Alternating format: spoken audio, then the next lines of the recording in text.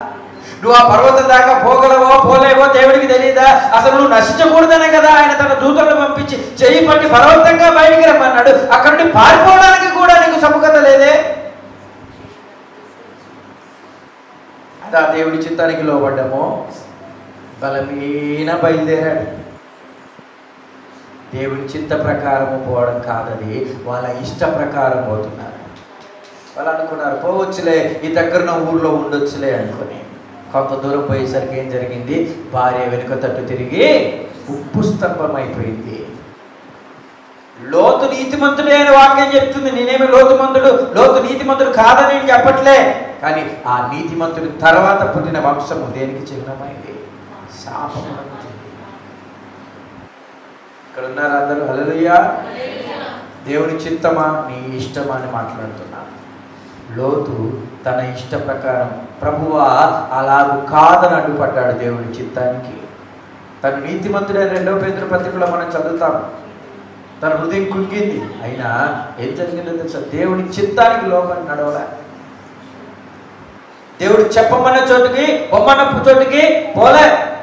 శ్రమ మిగులుతుంది ప్రియులారా. ముందు కష్టం, ముందు నీకు అనుకూలంగా అనిపించవచ్చు నీ ఇష్ట ప్రకారం పోతే.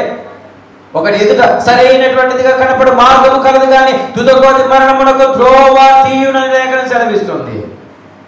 లోతు అనుకున్నాడు అంత దూరం పర్వతం దాకా ఏం పోతాము, దగ్గరున్న ప్రాంతానికి వెళ్ళిపోతాం, మేము బతికిపోతాను. బతికాడేమో కానీ ఒక శాపభ్రష్టము. మోయాబీలు అమోరీలకు మూల పురుషుడయ్యాడండి. సిగ్గుకరమైన జనమునకు మూల పురుషుడయ్యాడు. వింటున్నారా? దేవుని చిత్తమును నువ్వు పక్కన పెడితే నిన్ను దేవుడు పక్కన పెట్టడం పెద్ద పని కాదు. ఆయన హెచ్చవలసి ఉన్నది, నేను తగ్గవలసిన. యోహాన్ అన్నాడు, నేను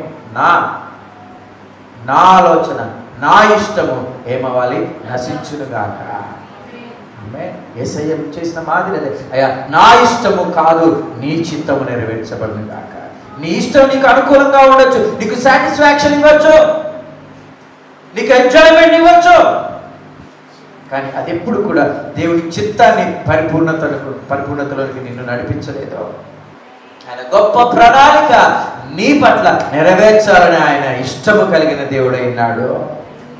ఆయన చిత్తము నీ ఇష్టం లాంటిది కాదు.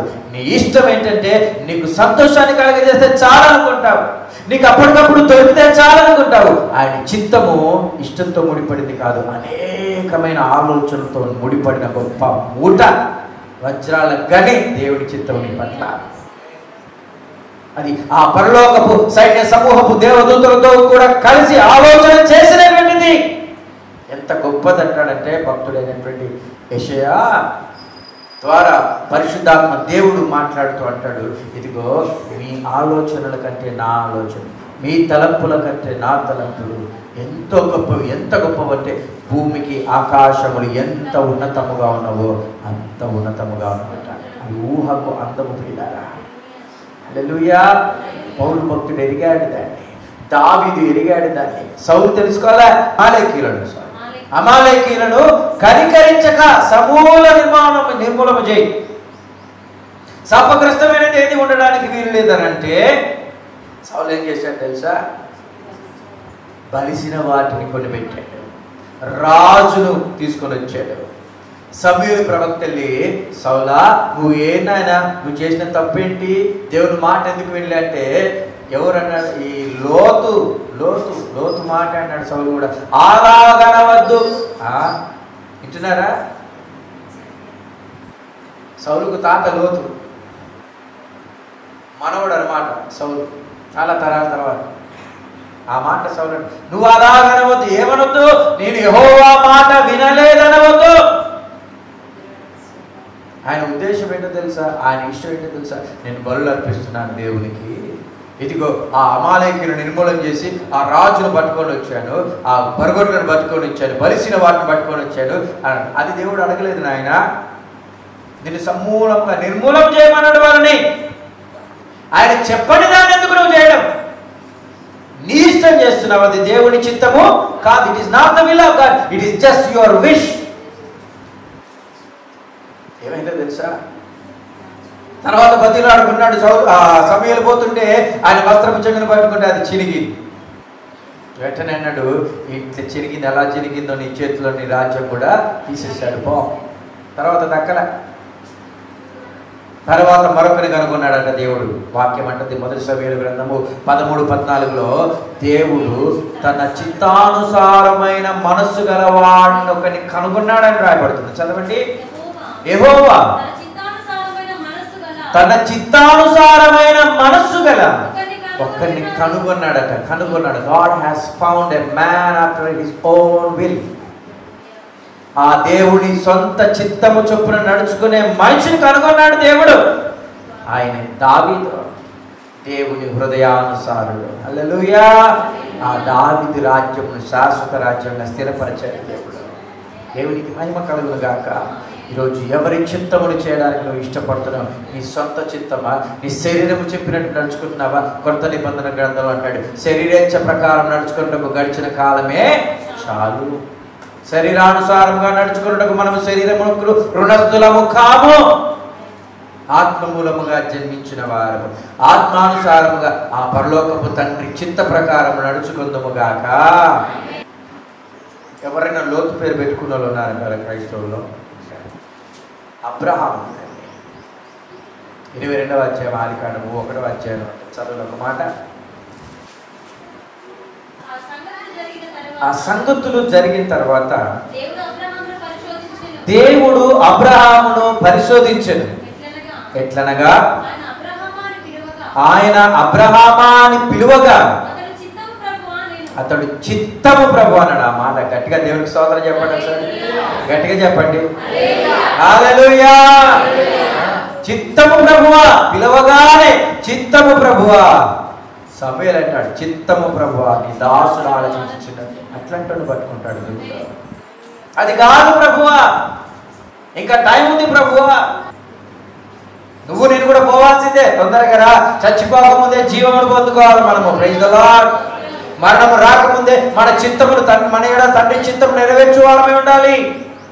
అబ్రహామును దేవుడు పరిశోధించాడు. ఎలా పరిశోధించాడు? పిలవగానే చిత్తము ప్రభు అన్నాడు. లోతు ఏమన్నాడు? అలాగు కాదు ప్రభు. సౌలు ఏమన్నాడు? అలాగనొద్దు. అబ్రహామును పిలిచాడు. పిలిచిన తర్వాత ఏమైనా అనుకూలమైన మాట? అది అనుకూలమైన మాట. ఏమన్నాడు తెలుసా? ఇదిగో నీకు ఒక్కడైన నీ కుమారుని అనగా నీవు ప్రేమించు ఇస్సాకును దహన బలిగా అర్పించుటకు నేను చెప్పుతున్నటువంటి పర్వతంలో, మోరియా పర్వతంలో ఒకదాని మీద, నీకు ఇష్టం వచ్చిన కాడ కాదు, నీకు ఇష్టం వచ్చిన వాళ్ళని కాదు, నీకు ఇష్టం వచ్చినప్పుడు కాదు, నేను చెప్పిన ప్రకారం. హల్లెలూయా. వింటున్నారా? ఎంత కఠినంగా అనిపిస్తుందో ఈ మాట. దహన బలిగా అర్పించు అని అంటే ఇంకొక కౌన్సిలర్ అక్కర్లేదు అబ్రహాముకు. ఇంకొక దగ్గర విచారణ చేయడానికి పోయాడు అబ్రహాము? పోలే. అది అనుకూలమైనటువంటి మాటేనా? మనం అనుకుంటాం, అబ్బే అది దేవుని చిత్తం కాదులేండి. దేవుని చిత్తమే గెలిచింది. దేవునికి స్తోత్రం. అబ్రహాము తన కుమారుడు పోనీ దానికి ఆల్టర్నేట్గా ఇస్సాకు బదులు దాసి పుట్టినోడు కూడా ఉన్నాడు. ఇస్మాయిల్ ఇచ్చేద్దాంలే, కానీ దేవుడు ఏమన్నా ఒక స్పెసిఫిక్ పేరు పెట్టాడు. దేవుడికి స్తోత్రం. ఖచ్చితమైన పేరు ఇచ్చాడు. ఇదిగో వాగ్దానం వలన నీ కుమారుడు ఇస్సాకు వాగ్దాన పుత్రుని అడిగాడు దేవుడు. మళ్ళీ నువ్వు ప్రేమించి ఇస్సాకును అంటే ఏ మాత్రం తడవు చేయలేదు ప్రియారా. లోతు కుటుంబం ఏం చేసిందంటో తెలుసా? తడవు చేసింది. దేనికి తడవు చేశారు? పారిపోవడానికి, ప్రాణాలు రక్షించుకోవడానికి తడవు చేశారు. అబ్రహాము అసలు తడవు చేయాల్సింది ఎవరు చెప్పండి? లేట్ చేయాల్సింది అబ్రహాము. లేట్ చేయాలి. అబ్రహాం ఎంక్వైరీలు చేయాలి. అయ్యా అలా కాదు ప్రభు అని అడగవలసింది ఎవరు? అబ్రహాం అడగాల. కానీ ఆ లోతులోను అబ్రహాములోను ఎంత వ్యత్యాసం కనిపిస్తుందో చూడండి ప్రియులారా. దేవుని చిత్తం అంటే అబ్రహాం చేశాడు.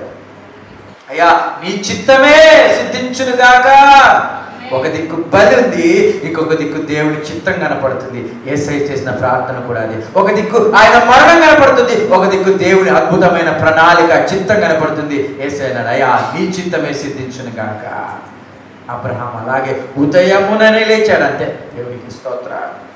ఉదయమునని లేచి ఆ కుమారుని ఆ కట్టెను గాడిదను పట్టుకొని బయలుదేరాడు. ఏది అడ్డు చెప్పలేకపోయింది. దేవుని చిత్తము అలాగుంటే అలాగునే జరుగును. ఈరోజు ఎవరున్నారండి? దేవుని చిత్తంలో ఒకవేళ కొంత నష్టపోయినా, దేవుని చిత్తంలో కొంచెం కష్టం వచ్చినా, దేవుని చిత్తంలో ఒక అనారోగ్యం వచ్చినా, దేవుని చిత్తంలో కొంత కోల్పోయినా, అమ్మో ఇది దేవుని చిత్తం కాదు, దేవుని చిత్తం అయితే అన్నీ అనుకూలంగా ఉంటాయి అనుకుంటారు. వింటున్నారా? ప్రార్థన చేయి, ప్రార్థన చేయి. అనుకూలంగా పరుస్తాడు దేవుడు. కష్టం వచ్చినా దాన్ని అనుకూలపరిచేవాడు దేవుడు. అబ్రహాముకు అది భయంకరమైన కష్టమే. పోనీ మళ్ళా పుడతారనుకుంటే 100 సంవత్సరాలే, లేక 100 సంవత్సరాలు ఇప్పుడు వాగ్దాన పుత్రుడు ఇచ్చాడు దేవుడు. నిరీక్షణ లేని సందర్భంలో దేవుడు చిత్తానికి తల వచ్చాడండి. అబ్రహాం పొందుకున్న పేరేంటో తెలుసా? విశ్వాసులకు తండ్రి. గట్టిగా చప్పట్లు కొడదామా? దేవుడికి స్తోత్రం. యోబు బిరుదు ఎక్కడ ఉంది? అబ్రహాం బిరుదు ఎక్కడ ఉంది? విశ్వాసులకు తండ్రి. నేటికి కూడా ప్రభు అయిన యేసు నామమున విశ్వసించి రక్షణ పొందే ప్రతి బిడ్డ కూడా విశ్వాస మూలముగా అబ్రహాము సంతానము.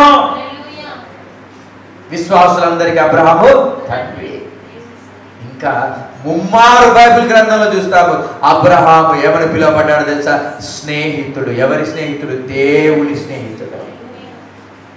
ఎంత మంచి పేరు! నా స్నేహితుడు అబ్రహాముకు నేను ఈ సంగతి దాచుతానా అంటాడు. అబ్రహాము విశ్వాసులకు తండ్రిని బిరుదు పొందుకున్నాడు, దేవుడికి స్నేహితులను ముమ్మారు బిరుదు పొందుకున్నాడు. అలాగే హిబ్రీయులందరికీ, హెబ్రీ సంతానం అందరికీ కూడా మూల పురుషులను బిరుదు పొందుకున్నాడు. అది మాత్రమే కాదు, దేవుని చేత అబ్రహాము ప్రవక్త అని పేరు పొందుకున్నాడండి.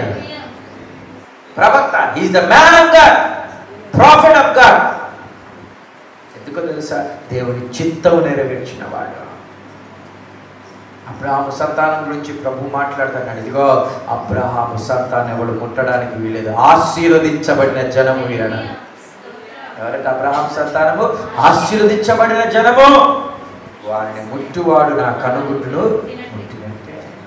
ఎక్కడి వచ్చిందంటే అంత ఆశీర్వాదం అంటే it is from the will of God. దేవుని చిత్తము. ఆ చిత్తమునకు తల వంచిన అబ్రహాము. లోతుకి అబ్రహాంకి ఎంత వ్యత్యాసకరమవుతుందా? ఈరోజు నువ్వు దేవుని చిత్తానికి లోపడుతున్నావా? నీ ఇష్టమే దేవుని చిత్తం అన్న భ్రమలో ఉండిపోయావా? దేవుని చిత్త ప్రకారం చేయడానికి సిద్ధపడతావా? యేసయ్య కష్టమైన దేవుని చిత్తానికి లోపడ్డాడు. పౌలు భక్తుడు కష్టమైన సావైతే మేలని దేవుని చిత్తానికి లోపడ్డాడు. బైబిల్ వాక్యం అంటుంది, యోహాను రాసిన మొదటి పత్రిక 2వ అధ్యాయం, యోహాను రాసిన మొదటి పత్రిక 2వ అధ్యాయం 17వ వాక్యం చదువుదాం ఒకసారి.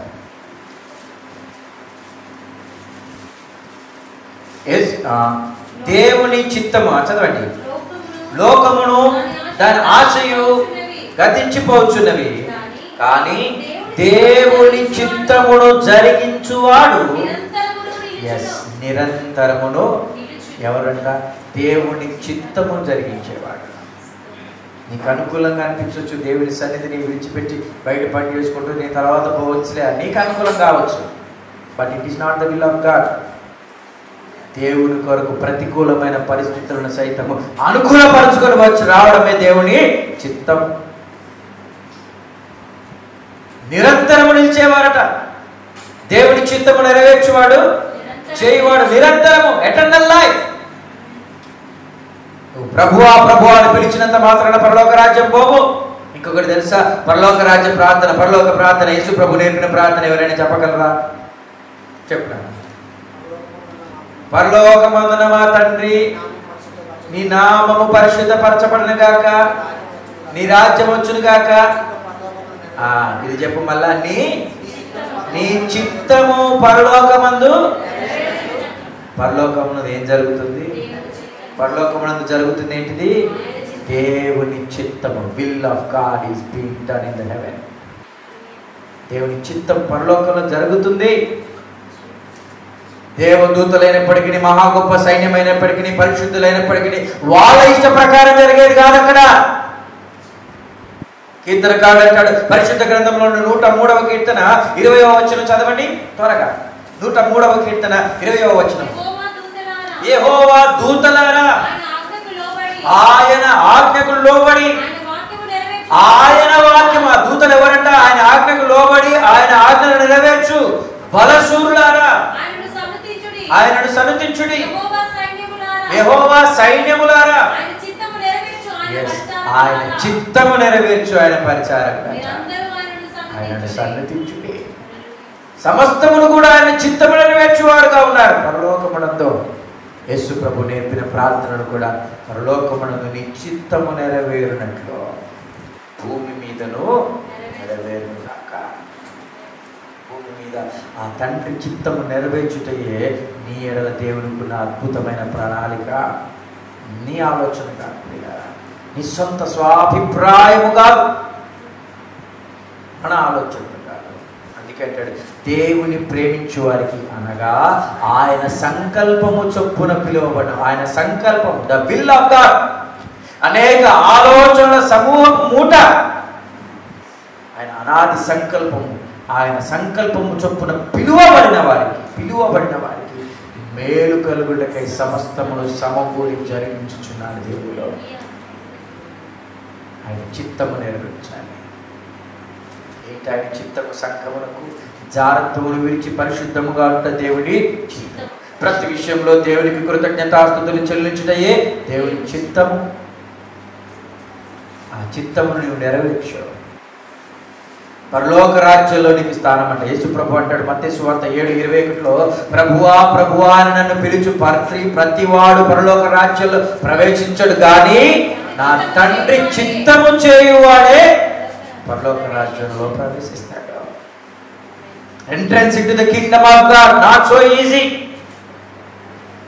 పరలోక రాజ్యంలోనికి ప్రవేశము నీ ఇష్ట ప్రకారం కాదు, ఆ తండ్రి చిత్త ప్రకారం నువ్వు ఈ భూమి మీద జరిగించితేనే గాని పరలోక రాజ్యంలో నీకు ప్రవేశము లేదు. ప్రభు ఒక అవకాశం ఇస్తున్నాడు, ఆయన ఒక పిలుపునిస్తున్నాడు. లోతుకు ఒక పిలుపు ఇచ్చాడు, నువ్వు లేచి బయలుదేరు. ఆ పిలుపుకు నువ్వు లోబడమే దేవుని చిత్తము. లోతు ఏమన్నాడు? ప్రభువా అలాగున కాదు. ఈరోజు యేసే సువార్తను వింటున్నావు, విని రక్షణ పొంది రక్షణ వాక్య ప్రకారంగా నువ్వు నడుచుకుంటే దేవుని చిత్తము నెరవేర్చుట. అలాగూ చేయువాడు నిరంతరమును నిలుచును, పరలోక రాజ్యములో మనకు ప్రవేశం కలుగుతుంది. కాబట్టి తండ్రి చిత్త ప్రకారము చేసే తనయులముగా మనము సాక్ష్యము పొందుదుముగాక. ఈ కొద్ది వాక్య సత్యములను దేవుడు మన హృదయంలో ఫలింపజేసి మహిమ పొందునుగాక. ఆమేన్.